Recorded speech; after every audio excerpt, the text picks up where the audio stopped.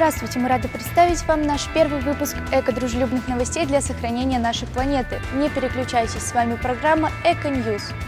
Проблемы окружающей среды становятся все больше.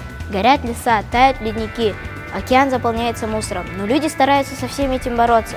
Сегодня мы расскажем вам о самых вдохновляющих историях борьбы человечества за сохранение природы. Афреш Шах, адвокат из Мумбаи, сумел вдохновить тысячи местных жителей на уборку городского пляжа Версова, который был похоронен под грудами мусора. За 86 недель добровольцы, среди которых были как обычные жители, так и звезды Болливуда, сумели очистить городской пляж. За это Афреш Шах был награжден ООН титулом «Чемпион Земли». Вскоре после очистки пляжа там были замечены 80 морских черепах, которые не появлялись там более 2 десятилетий.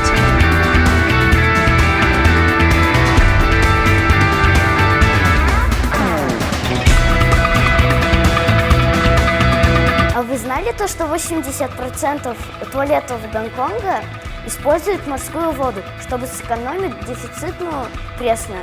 В Гонконге крайне мало источников пресной воды, поэтому уже 150 лет она предоставляется с ближней провинции Гуандун. Чтобы решить эту проблему, в 50-х годах в Гонконге построили отдельную систему канализации, где используют морскую воду. Это сэкономит скудные запасы пресной воды. К тому же соленые сточные воды менее токсичные для морских организмов, чем пресные. Оргкомитет Олимпиады 2020, который пройдет в Токио, попросил жителей Японии сдать неиспользованные электронные устройства. Все драгоценные металлы, добытые с помощью переработки, пойдут на изготовление медалей для Олимпиады.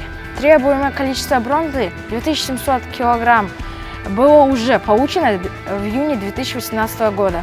Это были все новости на сегодня. И не забывайте, что каждый может внести свой вклад в защиту окружающей среды. Пусть даже если это будет обычная сортировка мусора или уборка в собственном дворе. До новых встреч!